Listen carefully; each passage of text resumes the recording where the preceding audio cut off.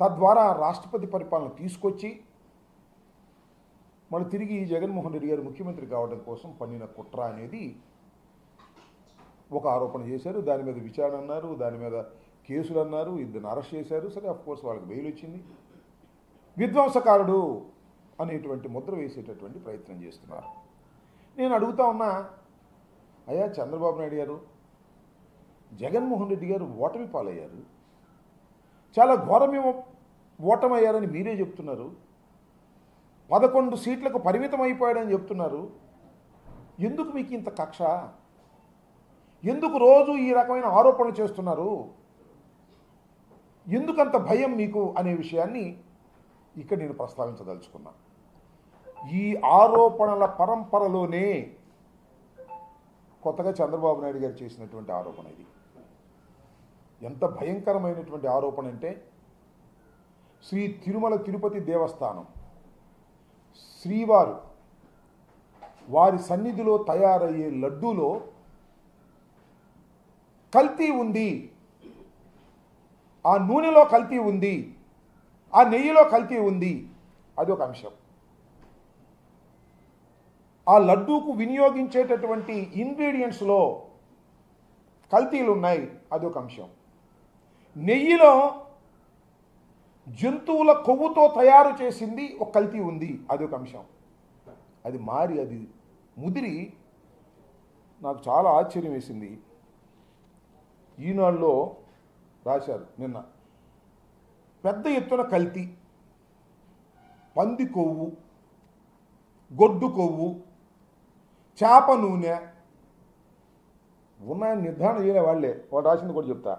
జగన్మోహన్ రెడ్డి గారి హయాములో తిరుమల తిరుపతి దేవస్థానం మహాప్రసాదమైన లడ్డూ తయారీ వినియోగించిన నెయ్యిలో పంది కొవ్వు, గొడ్డు కొవ్వు, చేప నూనె వంటివి కలగలిసి ఉండవచ్చుననే అనుమానాన్ని గుజరాత్కు చెందిన నేషనల్ డైరీ డెవలప్మెంట్ బోర్డ్ కాఫ్ లిమిటెడ్ సంస్థ వ్యక్తం చేసినట్టు తెలుగుదేశం పార్టీ తెలిపింది. వాళ్ళు ఏం వ్యక్తం చేశారు? అనుమానం ఉందని చెప్పారని వాళ్ళే రాశారు. ఇది ఉన్న విషయం. దీన్ని నాకు అర్థం కావటం లేదు. ఇంత పెద్ద ఎత్తున చర్చకు చంద్రబాబు నాయుడు గారు ఎందుకు పురిగొల్పారు? నిజంగా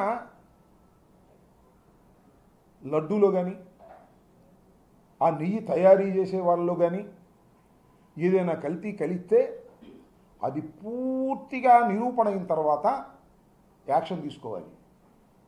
మధ్యలో చెప్పాల్సిన అవసరం లేదు. నేను ఇక్కడ ఒక విషయాన్ని చెప్తా. చంద్రబాబు నాయుడు గారు ఎప్పుడు ప్రకటించారు ఇది?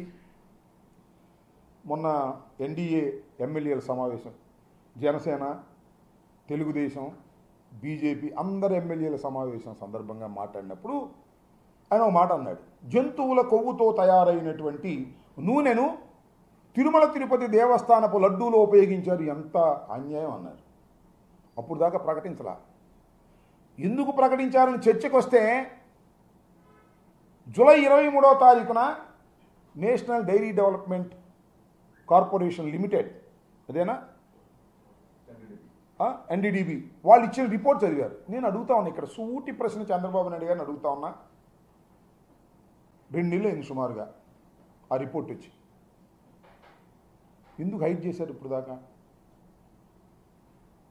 ఎందుకు దాన్ని బయట పెట్టలేదు? మొన్న మాత్రం ఎందుకు బయట పెట్టారు?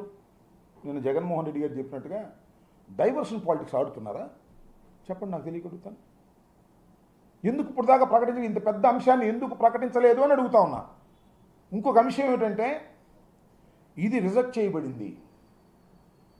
ఈ ఏఆర్ ఫుడ్స్ అనేవాళ్ళు సప్లై చేసిన దానిలో శాంపిల్స్ తీసుకుంటే ఈ 3 శాంపిల్స్లో అనుమానాలు ఉంటే నేషనల్ డైరీ డెవలప్మెంట్ బోర్డు పంపించారు. వాళ్ళు సర్టిఫై చేశారు. వాళ్ళు సర్టిఫై చేసింది కూడా నేను ఈ సందర్భంగా మీకు చెప్తున్నా. వాళ్ళు సర్టిఫై చేసినటువంటి అంశాలలోనే వాళ్ళే డిస్క్లైమర్ ఇచ్చారు. కింద ఒక పేజీ ఇచ్చారు. దానిలో అదేంటో చూడండి. ఏంటంటే, ఖచ్చితత్వం మీద వారికే చాలా సందేహాలు ఉన్నాయని నేను మనవి చేస్తున్నా.